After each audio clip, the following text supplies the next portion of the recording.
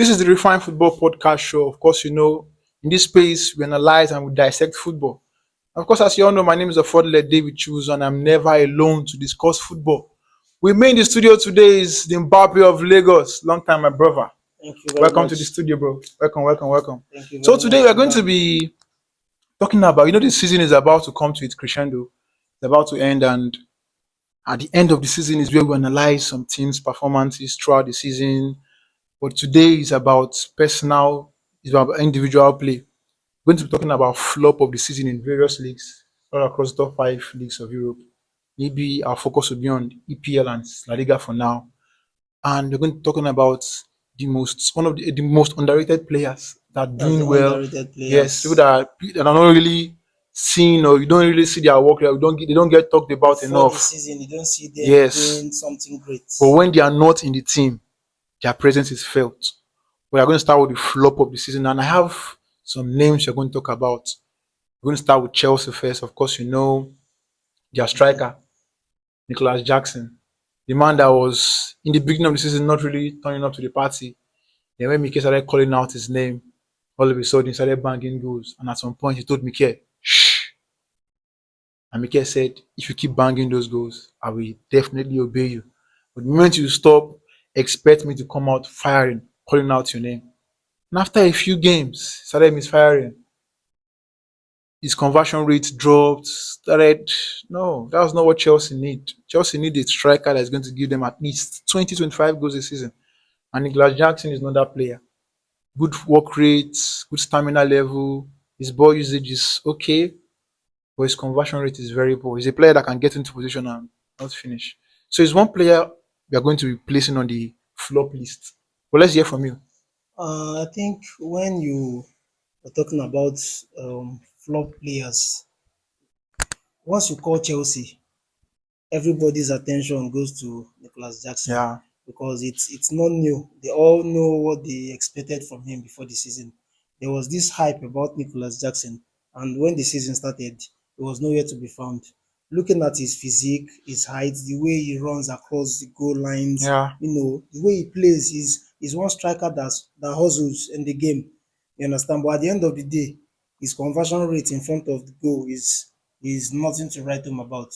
We've seen most matches where he plays, and even an opportunity that is very clear that you know that a normal striker is supposed to score the goal. He misses it. You understand? And as time goes on, thank God for Mikel that started calling on him. Mikel started calling on his name, beckoning, and before you knew it, it seems like he now understood that the whole world Looking at him, was was watching. looking at him.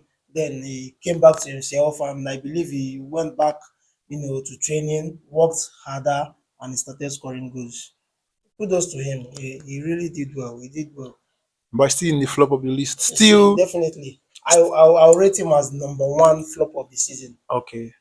So the next player we're going to be discussing, still in the EPL, is one player that really shined last season, but this season he kind of picked up well. But as time went on, his game started depreciating, and his team came second in the EPL, and he's actually the captain of the team, Martin Odegaard. If of course you know how Arsenal fans are very very patient, but when Arsenal fans start crying out and start calling out your name, make you know say wetin you dey do don dey bad. They say na pound dey pamper ball to the raw powder, raw pancake, to do that. At the end of the day, little assists recorded, few goals scored, nothing. He's really just, according to us, some Arsenal fans, he's just there dancing with the ball. At the end of the day, nothing. Martin Odegaard is talking about this season. This season, This yes, season, Martin Odegaard is just this player that when after a coach makes his selection, after picking up his 10 players, then the last player will just make no be like say so we you no know put play am. am, You understand? You just put am there, make a complete team. complete Because team, if you watch as him dey play, Martin Odegaard will just dey there. If you hold ball, you wan arrange am arrange well, am. It's as if he's not aware wetin as dey if happen. nothing is at stake. Just be like saying dey play say they no need 3 points. You understand? Make you arrange am well before you Before pass you go pamper, your you don cover person, or space. before you know 2 3 seconds 4 seconds your opponent don cover space where you wan utilize opportunity. So that was just what he was busy doing this season. You find out that there are some attacks that Arsenal will be going for. Once you give Martin Odegaard the ball, The ball is that dead attack is broken. You because you understand? always want to Because turn, thank you very do this, much. do that You just before look he for releases the the pass. perfect thing to do. Let me make it very perfect, and in that moment, before you know it, he loses the ball or the opponent comes back to cover their goal. So that's our number two flop of the season.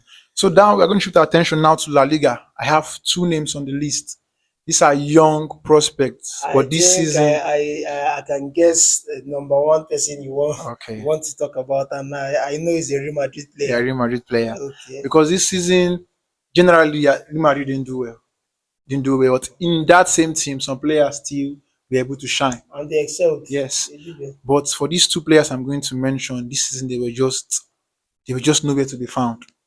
They were just nowhere. There was no meaningful impact, nothing. The first person I'm going to call is Tuchimani. We've been Hmm. hearing rumors recently that Madrid are exploring the option of maybe putting him in the market and getting some change from him instead of losing him like that. And I don't know how serious Liverpool are. But we're not here to discuss transfer. Tuchemane is one player that didn't meet up to that level of expectation The, this the season. the truth is, Madrid is not just a club. Madrid is not just like other clubs. If you're coming to Madrid to play, you must be ready to be on top of your game Every season, at every game. every game that you're called upon to play. Yeah, Touchmany, he also had prospects yeah, when the season started. I think he played about 3, 4, or 5 games that he did well. At a point, he started falling back the pecking order, you yeah. understand? And looking at Real Madrid, the Galacticos, they say it's a galaxy of stars. Madrid are just trying to bring in the philosophy of young players from the past 5 years coming forward. If you look at it then, Madrid only goes for big players. Yeah, They already made stars. You understand? Touchman is still a young player coming up, still very young. very young, coming up with prospect, and they decided to do what? To go for him and start playing in games. But it's not meeting up.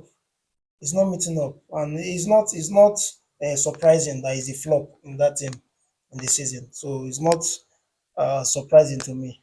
Okay, thank you Though very the much. other player is a surprising flop for the season. Yeah, yeah. That's the next person I'm going to still in the same Madrid, Camavinga.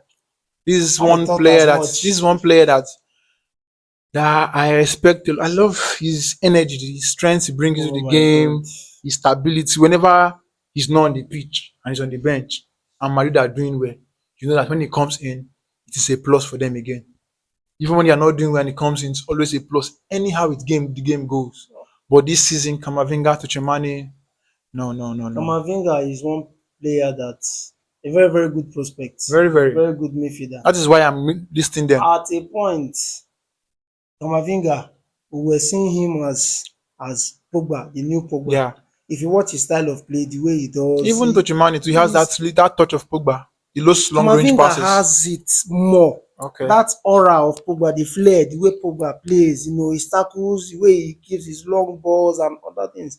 At a point, the Madrid fans started becoming comfortable with him. They started liking his Yeah. play, but all of a sudden, Kamavinga was nowhere to be found. He started, I don't know how to explain it.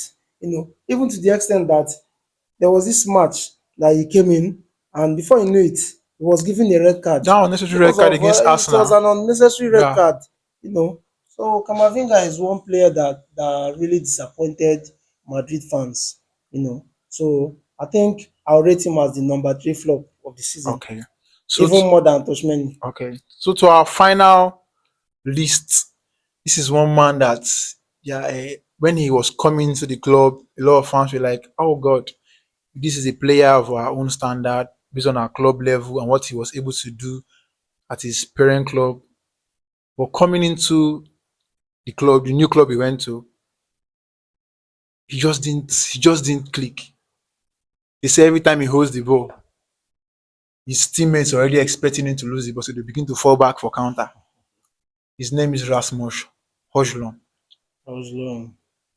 Bosco said something in one of his post-match interview. He said, whenever he watches Man U play and Hojlund stands as the number 9 in front, whenever he gets the ball, You begin to see that body language from his teammates. They begin to fall behind because they know he's going to He lose the definitely ball. know he's going to lose the Now, ball. their last game against Chelsea, he had 26 touches.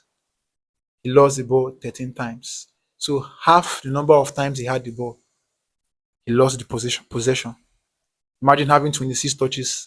Out of those 26, you lost 13. Which means he was able to keep 14. He was able to keep half and lost half as a striker. And whenever he gets the ball, he's always controlling to the back. So that's the reason I believe Coach said what he said. He said whenever Hojlund gets the ball, his teammates are always falling back, expecting a counter attack because he's going to lose possession. So this is a player, and his name kind of match. According to some Manchester United fans, for place where I go watch, but they say Hojlund the huge lost. We have somebody in front, but we don't have a striker. That is what the name they call him. So what's your say about Hojlund? When you look at a player's style of play, you might be able to predict his actions or his moves. Yeah, Looking at Hojlund, his style of play, whenever you see him, whenever he's approaching the ball, you almost be able to predict what he's going to do next with the ball. He's this player that doesn't, how will I say it? Will I say he's not even goal conscious? at all. He doesn't have goal eye. That's what we use in rating attackers. You say this attacker has goal eye, which means whenever he's even backing the post, he knows where the goal post is. Talk about the likes of Drogba those days. Even if Drogba is backing the post, you can tell for free that He has that he awareness. has the awareness. You give him the 50-50%. Whenever he turns, he knows where to put the ball. You understand? I'm not trying to bring comparison or Yeah, trying. I I understand. just want you to know that Hotspur doesn't have eye for At ball. all. Whenever he controls the ball, he controls backward, and the players already knows. For the coach, he believes he can still work with him. Maybe over time, he's going to improve. That is why he kept on playing him. But I still want to believe that next season, Barcelona is going to do well. All right, thank you very much. So our list of flop of the season, we have Kamavinga, we have Tuchimani, we Dutchman, have Rasmus Hojlund, and oh, it's just unfortunate these young players because these are players that are young age wise, they have huge prospects. But if they are unable to match the pressure and find their balance in this kind of under this kind of pressure, it will be difficult for them to keep up with big teams like this. It means they don't belong in the big boys league. So now we're going to switch our attention away from the flop of the season. We are going to be moving down to the most underrated players presently. We are going to just mention three names. The first person I'm going to mention is a player of Real Madrid. He's a player that can play anywhere and he will give you absolute 120. Valverde. Valverde, This is yeah. my favorite Real Madrid player. I have from the very first day, my first time I watched him play, I fell in love with his kind of play. His energy, his ability on the ball, his technical prowess, his awareness. He's just there. His strength, his level of intelligence. He might not be that skillful, but his ball usage is top notch. And he hardly loses possession because he's strong on the ball. So he's my number one underrated player for the season. Same for last season and same for this. You just people don't just talk about him, but he's there. He's not just there. His impact is felt. So what do you have to say about You know, Valverde? when you talk about underrated, you're trying to say unexpected. Yeah, Valverde is one player that took the league by storm. A lot of his performance wasn't expected by Madrid fans. But looking at it, do you know how long of Valverde have spent in Real Madrid? I think 6 seasons. For the past 6 seasons, Valverde has been there. Other players have been playing, but he's always there, He's always patient. there. He's been patient. If he's not playing as number four, he's playing as number seven, playing as number two, playing as number Most eight. times they bring him in as a sub. Most Yeah. times, whenever he comes in, he stamps his authority. He does well, and you just know that Valverde is on the pitch. Yes. You hardly see him have a bad game. You always know that Valverde is on the pitch whenever they bring him. He was underrated, and at the end of the season, I think the encomium he got from Madrid fans was so loud, and it's quite encouraging. Oh, thank you very much. Federico Valverde, top notch player, anytime, any day. So the next person we are going to be talking about is a player that plays for Chelsea Football Club. He won the World Cup with Argentina. He wears the number 8 jersey for Chelsea. His name is Enzo Fernandez. He's a player that is being chased by Madrid. They've been chasing him since last season. Till now, they are still looking for his signature. But his recent contract renewal at Chelsea of I think 6 or 5 years is the reason Madrid are kind of pouring cold water on that chase, because if you're going to go for a player like that is doing well and sign a long-term contract, it means you're going to cough a huge amount of money. And of course, Madrid Exactly. is not that kind of team that wants to cough out that kind of money. They want to go and poach you and Presently, get you free. So Enzo Fernandez is one player that we don't really rate. And I'm going to say this for a fact. The reason we don't rate him is not because he's not good. It is because of the club he's playing for and the present situation at that club. The club is still trying to rebuild again, and the new manager is trying to test player every week, always twisting his formation, twisting his tactical approach towards the games. And he doesn't have one major approach towards games. It's every game different formation, different different players, formation, different different styles, different 11s, players. and every time they play, one way or the other, Enzo is there playing. Different formation, Enzo is there playing, and he will always give you that energy. And this is one player that a lot of Chelsea fans have criticized. They said they bought him for so amount of money. No, he doesn't score too many goals, doesn't give too many assists. Yes, he doesn't do that. Maybe because of the style of play at Chelsea or the problems at Chelsea now, the attacking department is not working. For a player like Cole Palmer to come in his first season at that age and record over 30 goal contribution in a season, to tell you how poor the attack has been for a midfielder to outscore the whole attacking forward in the team. That is the reason I keep telling Chelsea fans, be patient with this young man. And now he's beginning to come to the party with his A game, and they're beginning to see it. So You what do you have to know, say about him? I know you're a Chelsea fan too. the truth about Enzo is that Enzo has been a good player. He's a good player. If you watch some of his matches at the World Cup, playing with the likes of Messi and Di Maria, you see his contributions Yeah, in that team was top notch. Then coming back to England, his club Chelsea.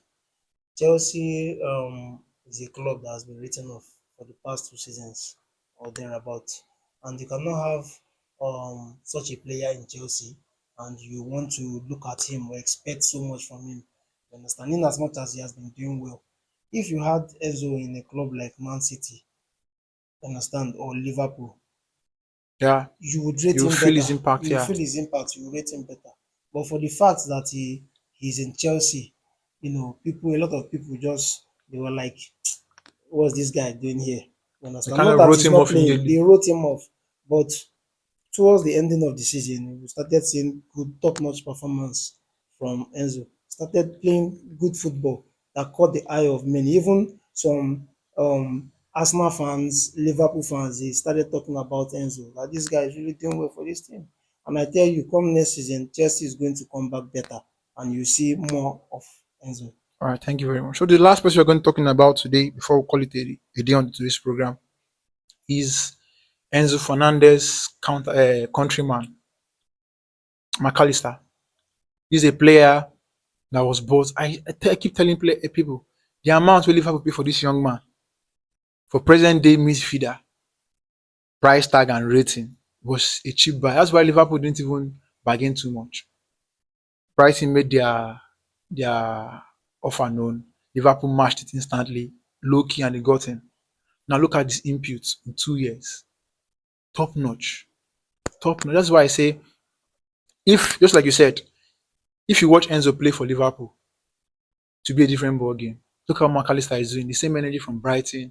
He stepped up even better in his first season. Second season, he did marvelously well. And look at what they were able to do this season, achieve this season. McAllister, With his kind of play and his fellow midfielders helped too in the team.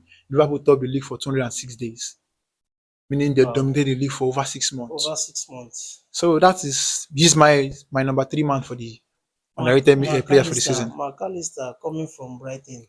Um, they think Liverpool didn't pay a huge amount for him They've paid a because huge balls at if you based on at current his at level, his his level, current form, what he you plays think Liverpool should have paid more. more. Now, do you know that if McAllister were to be in Man U or Chelsea, with such performance, Liverpool would have paid more. Yeah, they would have paid more. Brighton was not even paying attention to that. They just felt No, I like think the reason was because he we had had to just let 1 year him go. left. And he had 1 year Yeah, left in his so that's the reason contract. the So they purchase just was felt cheap. like it's time to let him go so they won't Lose him for lose free. him for free. That was why they sold him to Liverpool for that amount. You understand? And they coming to Liverpool, McAllister really did good. He Very was one well of the key players of Liverpool this season. this season, helping them to win the league. The way he helped Liverpool to stabilize their midfield, putting on some attacking passes and all that. McAllister was his performance this season was top notch. Thank you very much. So the final one on the list is, this is one player that I'm going to face the camera and I'm going to tell it to fans wherever you're watching from. His name is Ryan Gravenberch, a player that was signed from Bayern Munich. He got to Bayern Munich, injury came in, and he fell down the pecking order. By the time he healed from his injury and came back, they had Goretzka there, and Liverpool went and brought him in. Yes, in his first season, didn't really click. But under Ancelotti, this man played 29 straight games for Liverpool in the EPL, and in his first 9 games for Liverpool, he was named man of the match for 6 good Six times. games. To the point Robertson looked at him and said, "Young man, at this point, it is obvious you're always going to win the man of the match award. So we're just going in to play for you. Because there's no matter what we do, we're never going to outshine you. At the end of the game, man of the match award is given to Jan Gravenberch." I remember I watched that video and they were playing and having fun about it. But this is just a message. The young man came to the party this year. Jan Gravenberch was the main heart of the midfield this season for Liverpool. And every game he played, you could feel his impact. He might not score the huge amount of goals or give the huge amount of assists, but this year he was able to break the record of most duels won in a season for an EPL. I think he's the highest in this EPL, and that's the reason he was named among the nominees for the player of the EPL player of the Of the season. season. He had 176 duels won, One. followed by I think Declan Rice of 126. So what do you have to say about Graham Gravenberch? Gravenberch, looking at his performance this season, I won't also fail to give kudos to McAllister. Yeah, Because if you watch the connection between it Gravenberch was and Allison, like rice and beans. they just understood each other perfectly well. And the truth is, no player can do alone on the pitch Yeah, yeah. without the help of other players. You understand? So Gravenberch he really did well this season. He did well, winning man of the match 6 straight 6 in his games first 9 games. Yeah, in his first 9 games. Six. So yeah. I think that's a top notch performance. And I think I'll stop there. All right, thank you very much. So, unfortunately, we've come to the end of yet another exciting edition of the Refined Football Podcast Show. And to our fans that are always following up with our content and our football updates, do not forget to always like, comment, and share these posts. God bless you as you do so.